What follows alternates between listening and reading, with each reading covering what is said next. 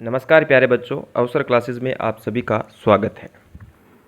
तो अभी आप सभी जो हैं वो 12वीं पास करके आई हैं और कुछ एक बच्चों ने 12वीं क्लियर करने के बाद में बीएसटीसी का एग्ज़ाम भी दिया है।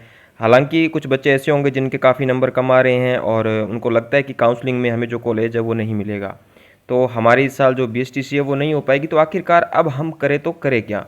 और कुछ बच्चे ऐसे हैं जिन्होंने बीएसटीसी नहीं की है लेकिन फिर भी उनके समझ में नहीं आ रहा है कि 12वीं तो पास कर ली लेकिन अब आगे करें क्या। ठीक है, कॉलेज तो करना ही करना, ये तो जाहिर सी बात है, ये तो सभी करते हैं, चाहे आप बीए करें बीएससी करें। ठीक है, तो ये तो सारे करते ही करते हैं, लेकिन इसके अलावा आप क्या कर सकते हो जिसकी वजह से आपको जो है वो जो गवर्नमेंट जॉब है, सो सरकारी नौकरी है, वो आसानी से मिले। ठीक है, आपको ज़्यादा जो मेहनत है वो न करनी पड़े सरकारी नौकरी के लिए। तो अभी आपके पास में एक अच्छा मौका है, अच्छा टाइम है, क्योंकि अभी अभी आप जो स्कूल है वो पास आउट करके आए हैं और कुछ चीज़ें जो आपको स्कूल में अच्छे से टीचरों ने पढ़ाई वो अभी भी आपके दिमाग में चल रही होंगी। ठीक है, तो उस पढ़ाई का हमें फ़ायदा उठाना है और आपको आज एक ऐसे कोर्स के बारे में मैं बताऊंगा जिससे आप आसानी से है वो नौकरी ले पाएंगे।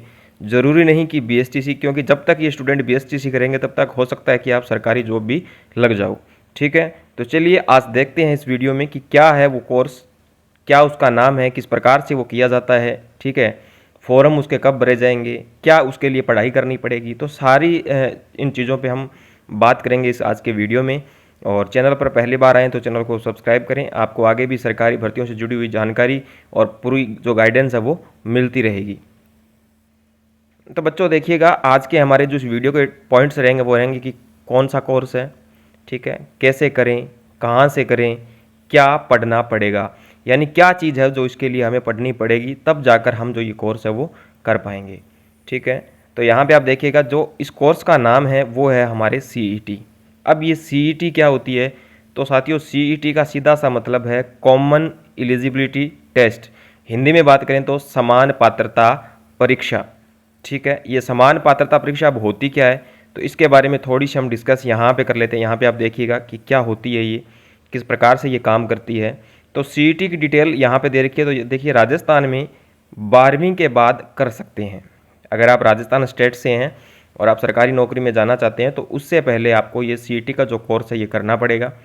इसे पास करने के बाद में आप गवर्नमेंट जॉब के लिए पेपर दे सकते हैं। इसके अंतर्गत कई सरकारी भर्तियां आती है, जैसे राजस्थान पुलिस, एलडीसी, वन विभाग और भी इनके अलावा बहुत सी भर्तियां हैं। ये सिर्फ मैंने एग्जांपल के तौर पे 3 भर्तियों का यहाँ पे जिक्र किया है। अब ये साथियों जो हमारी सीईटी है ये 2 प्रकार की होती है। ठीक है, एक तो होती है ये 12वीं लेवल पे। ठीक है, एक सीईटी तो ये है कि जिसने 12वीं कर ली वो इस सीईटी को एग्ज़ाम को दे और उसमें पात्रता हासिल करे। जब आपको पात्रता मिल जाएगी या आपका सीईटी पास हो जाएगा तो उसके बाद जो आप है वो सरकारी नौकरी में पेपर दे सकते हैं, उसकी तैयारी कर सकते हैं। दूसरी जो सीईटी होती है साथियों वो होती है हमारे ग्रेजुएशन लेवल पे, कि जैसे आपकी बीए कंप्लीट हो गई, ठीक है, या आप बीए फाइनल ईयर में अभी पढ़ाई कर रहे हैं, तब भी आप ये सीईटी दे पाएंगे। ठीक है, तो सीईटी 2 प्रकार की होती है, जो एक तो 12वीं के बाद दी जाती है और एक बीए या बीएससी यानी कॉलेज यानी स्नातक करने के बाद में दी जाती है। तो जो स्नातक करने के बाद में सीईटी दी जाती है उसमें अलग भर्तियाँ आती है और जो 12वीं लेवल पे सीईटी दी जाती है इसमें अलग भर्तियाँ आती हैं। ठीक है, अब इसका फॉर्म कैसे भरें, तो फॉर्म के ऊपर भी हम बात कर लेते हैं। ठीक है, तो फॉर्म के बारे में जानकारी ये है कि इसका जो फॉर्म है वो ऑनलाइन भरा जाता है। भरने के 2 तरीके हैं, या तो आप अधीनस्थ बोर्ड जिसको हम शॉर्ट में RSMSSB भी बोलते हैं, ठीक है, इसकी वेबसाइट पे जाके आप फॉर्म भर सकते हैं जब इसके फॉर्म ओपन होंगे, या आप SSO ID के माध्यम से भी फॉर्म भर सकते हैं। SSO ID क्या है, तो जब भी आप सरकारी नौकरी की तैयारी करते हैं और उसके फॉर्म भरते हैं तो ई मित्रा की तरफ से आपको एक SSO ID बनाई जाती है, या आप खुद भी इसको बना सकते हैं। यूट्यूब पे बहुत से वीडियो उनको देख के आप SSO ID वो क्रिएट कर सकते हैं। ठीक है, इसके अंदर कुछ चालान वगैरह करता है, 600-700 रुपये का वो आपको कटवाना पड़ता है। आगे देखिए, इस बार इसका एग्ज़ाम कब होगा, यानी इस बार जो सीईटी का एग्ज़ाम है वो कब होगा, तो अब की बार साथियों जो सीईटी का एग्ज़ाम है वो होगा 8 मई 2026 को। यानी हर साल जो सीईटी का एग्ज़ाम है वो करवाया जाता है। 2025 का तो हो चुका है लेकिन अब 2026 में होगा, 8 मई को इसका एग्ज़ाम करवाया जाएगा। फॉर्म कब भरे जाएंगे, तो फॉर्म इसके ओपन होंगे 2026 के अंदर। ठीक है, इसके अलावा इसके बारे में कुछ और जानकारी है, तो हमें इसको पास करने के लिए सर पढ़ना क्या क्या पड़ेगा, तो उसके ऊपर भी चर्चा कर लेते हैं। ठीक है, तो पढ़ना आपको दोस्तों क्या क्या पड़ेगा, तो ये देखिए पढ़ना आपको ये पड़ेगा। एक तो आपको करंट जीके पढ़ना पड़ेगा जो आप बीएसटीसी में भी पढ़े थे, राजस्थान का जीके जो आपने बीएसटीसी में पढ़ा है, हिंदी आपको पढ़नी पड़ेगी, computer, English, reasoning, math, science. यानी इसमें 80% सिलेबस आपका सेम कौन सा है साथियों, 80% जो आपका सिलेबस है वो बीएसटीसी वाला ही है। अब जिन विद्यार्थियों ने बीएसटीसी का एग्ज़ाम दिया, नंबर उनके कम आ रहे हैं, जिनके अब मान लो किसी विद्यार्थी के 200 या 250 नंबर ही आ रहे हैं, तो उनको तो कॉलेज मिलने के चांस है ही नहीं। तो उनको अब इस तैयारी को ख़राब नहीं करना है। जो आपने बीएसटीसी में मेहनत की है, बीएसटीसी में आपने जो मेहनत के दम पर, ठीक है, या कुछ भी कहें, आपकी किस्मत साथ नहीं दी होगी तब जाकर आपके नंबर नहीं आए होंगे एग्ज़ाम में, ठीक है, लेकिन फिर भी आपने मेहनत करी है, जितना जीके पढ़ा है, जितना सिलेबस पढ़ा है, उस सिलेबस का उपयोग करते हुए आप इस सीईटी के अंदर अपनी तैयारी को शुरू कीजिए और इसको पास कीजिए। फिर आगे आप सरकारी जो भर्तियां आएगी सीईटी 12वीं लेवल के अंदर काफ़ी सारी भर्तियां हैं, उनके एग्ज़ाम दे पाएंगे।